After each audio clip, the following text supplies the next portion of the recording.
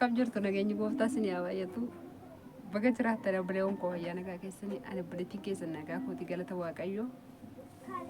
baga har'a geessanii baga fayyaa taatanii eegamtanii isiniin jedha akkamii ibsaan masqalaa maal fakkaata isin biraa ibsaa jirtu ibsuuf jirtu isin nagaa keessanii jirra galata waaqayyoo baga har'a geessanii hundi keessanuu anis manni koos nagaa waaqayyo baa galatu maatiin qo'aata koos nagaadha baga jiraattanii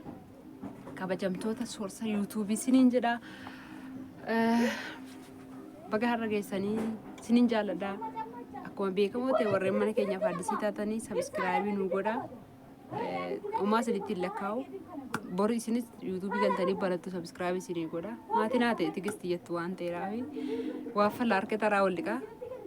warreen turtan immoo viidiyoo keenya laayikii godhaa ilaaf yoo isiniin jaalladha dhugaa waaqa laayikis gochaa jirtu ilaalaa isin jirtu iji keessan haa eebbifamu ilaalaa jirtu rakkoon hin jiru akkasiniin jecha nan akkam isinitti fakkaadhaa jira magaalleedhaa deeme mina irraan bareedu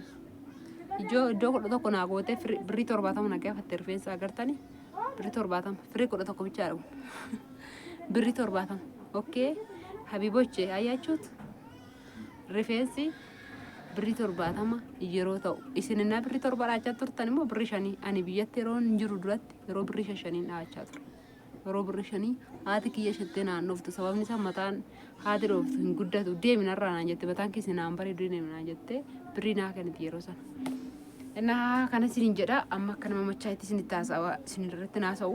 akka nama fayyaa qabutti naasa'a akka xeenaa nama fayyaa nagaa qabutti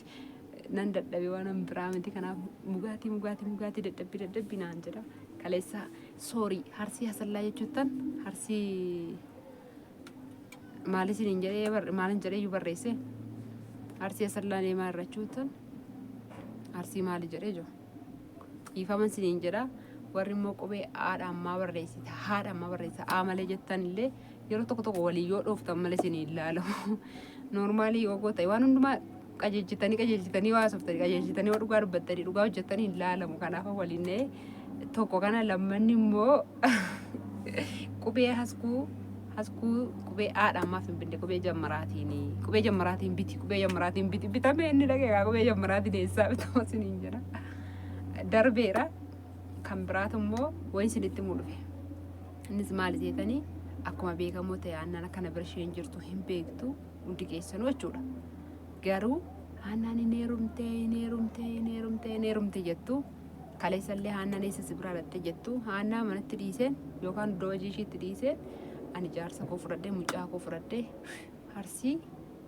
asallaa deeme warra harsii asallaa obboleewwan keenya baga jiraattan hundi keessanuu sin jaallanna achuma keessa immoo magaalaa maal jedhamutu jira xaajii magaalaa wayii jira maqaa qaba warra achiis baga jiraattanii aannan iddoo hojiitti dhiise deeme jechuudha aannan neerumtee ana maaraf keef arafana bas maala ana ani wanni waa'ee kan qobichaan beeka malee waa'ee nama beeka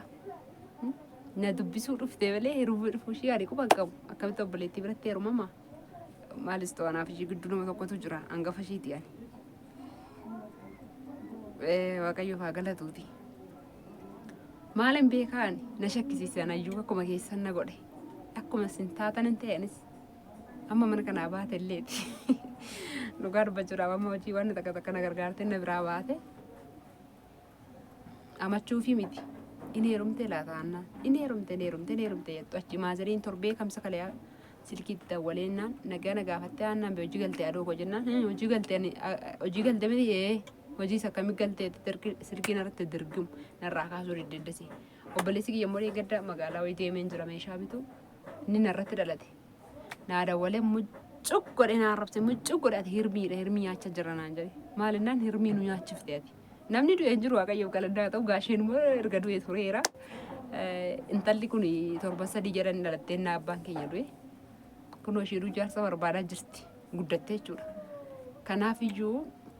walumaa galatti maasiin jechuu barbaadeen mucaan na arrabse ati hirmii nu nyaachisaa jirta akkamitti nutti himuu diddee naan jedhe ani waan inni itti musin qabu waan inni waa du'ee hirmii nyaadhaa jedheenis hin jiru maal akka ta'e hin beeku maazerii yoo ishette silkiin irraa kaaftee nan dawwalaa fi mucaan obboleessa korrotan dawwalaa yoo shireetti kenne nan dubbisa inatti dubbatti monatti dubbattu laata ani beeku dhugaadha gaaffiidha anaaf iyyuu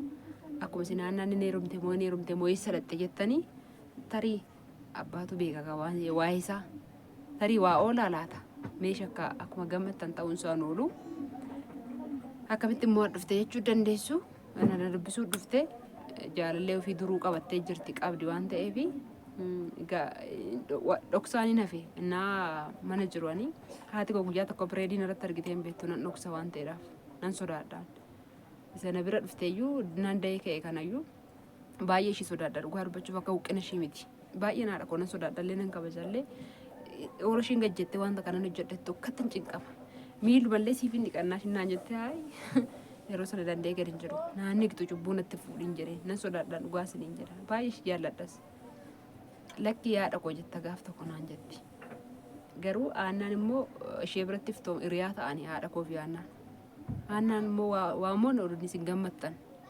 ani maalan balleessee hin jibbama gidduutti maalin beekaan ani heerum hin jennee na dubbisuu dhufte garuu ana miti kan heerumsiise gurbaa waggaa 3 jaallattee jirti haati koo waan isheen sirkii narratti cuftee anatu dawwaleef soorsaa natoo taa'ee dhaggeeffataa jiru na dubbisuu diddeef sin beeku lammanni immoo waan dhugaa siniin jechaa jira dhugaa waaqaati kun waan mucaan ati hirmiidha jedhee na arrabseef sin beeku hirmii nu nyaachiftee nutti nimtu dhufee tannaan jedhe mucaan sirba isaa kee baase dhufeen dullaan tumee ishii gashaati tiraanspoortii malee baasee dhufaa naan jedhe silkiin qabamee jira naan jette teelee dawwalaan jira ati hirmii nu nyaachifte tiraanspoortii malee baasaa dhufee tan biyyoo ishii nyaachiste ishii gashaa maalitti himi maal jedhee tan aannan heerumte ilma koo aannan heerumte haadha koo jedhee anarraa eegama anatti itti hima usin mee gammataa dhugaa waaqayyootu sin ta'e akkamittan dubbadha maal jedheen dubbadha akka obboleettiin koo heerumte jedhee warratti mataa laalaame yeroo tokko barumsa qabaachuurra barumsa dhabanii sammuu qajeeltuu qabachuu wayya maaliif ijoolleen keenya baratanii ka'aniiti namaa gadi ta'u mucaan 12 fudhatee godhu garuu fageessanii yaadan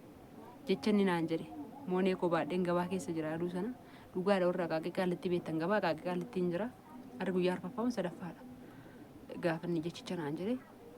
mucaan ana arrabsiin akkana miti beeshuu gaafadhu dawwali tirqim godhee na arrabsi meesin gammataa obboleettiin himti ka waan akkana maal jedheen dubbadha nuufisoo qaaniidha irraa darbata sirkii isaanii irraa darbate dhugaa isiniin jedha akkam jedheen dubbadha ishin motoon dubbadde otoon intalli kun heerumte adoo koo jedhe narraan bareeda otoon intalli kun akkana goote adoo koo jedhe maal jedheen dubbadha ishimmoo maal jedhanii dubbatume heerumte dhugaadha isin noksuun heerumte aannan dhugumadha maal waan booda bulachuun olli markadhin ruruuqaani jaallattee heerumte wajjin dhufte fidattee dhufte mucaa jaallattee jirti durayyuu waggaa 3 silkii wajjin haasaa turree naan jette sinii galee ani nishiin akka ishiin hin cabneef ani canqamu akka ishiin hin deenyeef akka ishiin umurii kanaan mana kiraayii namarra olii gadi zoortee akka ishiin cannaqamtu hin barbaanne akka ishiin biyya namaa deemtee guduufattee waan tokko hojjetattu hin barbaada ani garuu har'a iyyuu taana dhugaadha immoo isin hin dhoksu isin obboleewwan kooti waan ta'eef wanni isin dhoksu hin jiru hiyyeen hin heerumte dhugaadhuma mana fudhatte kiraayii fudhattee baate ba'an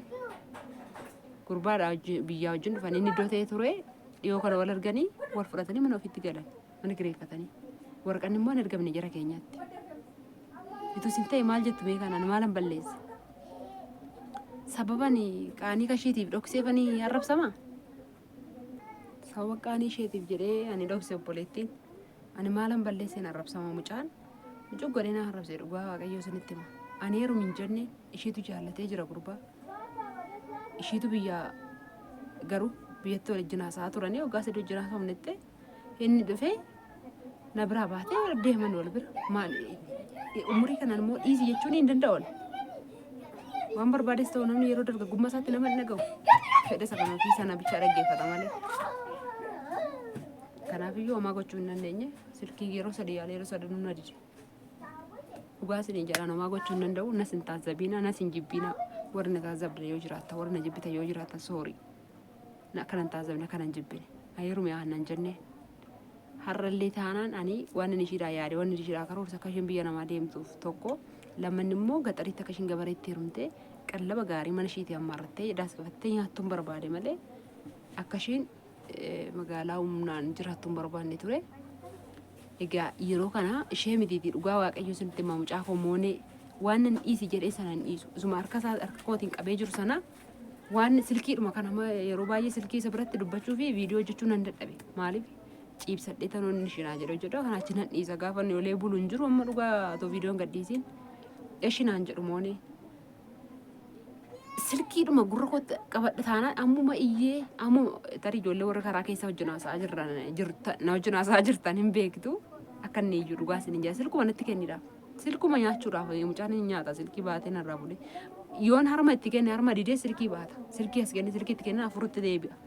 Mucaan itti kanayyuu fedhii kan isaa eeggata malee dhiisiin kun dhiisisu hin boo'a yoon silkii harkaa fuudhe waan inni jaallate sana waan harkaa fuudhe irra jedhee boo'a. Kanaafuu aannan nama guddoodha nama kutaa 8 barateedha dhiisi waan jedheen ishin jettu dhiisi jechuun immoo durmaanuu toshiin hin dhufiini yeroo ati koona biraa galte sana anillee gorsee dadhabe silkiidhaan gorseera akkana itti magaalaatti ol hin dhufiin dhugaa waaqayyo sun itti hima haanna magaalaatti ol hin dhufiin nama magaalaatti sin heerumin nama magaalaa sin jaallatiin ituma waan barbaade ta'e baadiyyaatti heerumta jedhee gorsaan ture na didde soorsaan jireen gaaf tokko daawwalee soorsaan iddoo hojii jira. Haanna dawwal wajjin seetii gorsi waan akkana jechaa jirti. Tureera naati koo reefuu biraa galte sana kan isinitti himaa jiru. Suwan amma deekan jechuudha. Soorsa gorsii naannan akkana taa'artiin jedhee gorsee adamnaan dhiisennis. Filannoon kashiiti dhuftee immoo miti otoo isin ta'e maal gootu obboleettii keessanii isin bira dhuftee immoo waan fedha ishii sanatti deemte. Hidhuu hin dandeessanii rukutuu hin dandeessanii nama barateedha nama guddaadha gorsuu hin dandeessanii gorsitaniyyuu tuffachuu danda'a. Fedhii yeroo jaalalli ho'aa hafuurri jaalalicha ho'inaan keessa jirutti utuu muka jala kaanii namni muka yaabbata malee nama hin dhaga'u waan nufi koo dabarseef. Dhugaa waaqayyo sinitti waa nama hin dhaga'u namni. Kanaaf iyyuu maa waan godhe qabu waan naan sirrii dhumanii heerumtee gurbaa waraqata yeroo inni ergu hin beeku gurbaan na dhokateera malee isheen na dhokattee hin jirtu numa dhufti na bira. Innis darbee hinuma natti dubbata darbee garuu ifaan sirriitti na baqatee na didee kanadha dhugummaansaa. Sinan jaaladha sinan kabaja waan balleessi suurii sinin jedha ayyaana gaarii sin haa ta'u bakka jirtanitti ana obboleettiin keessanis nagaa kooti galanni gooftaaf haa ta'u yeroo biraa walitti deebina soorii viidiyoo sinitti dheerate sagalee koollee sin irratti hin jenne dhiifama warreen immoo viidiyoo waraabuun wallaalee natti dabbaramtanii keessaa ba'aa kana hin rabsin yookiis akkanatti naarree sinin jira. Ciao yeroo biraa walitti deebina waaqayyo lafa jirtanitti naa eegu nagaan naa tura garuu yaada keessan naa barreessaa. Tigisti kana balleessitee ta'uutaan tigisti immoo kana gootee ta'uutaan tigisti immoo gaarii gootee akkamitti ofirraa ooftaa deeminarraa jettaan yoo jettan istii ofii keessanii jedhaatii naa yaadaatii naa barreessaa sinan jaaladha waaqayyo isin wajjin haa ta'u.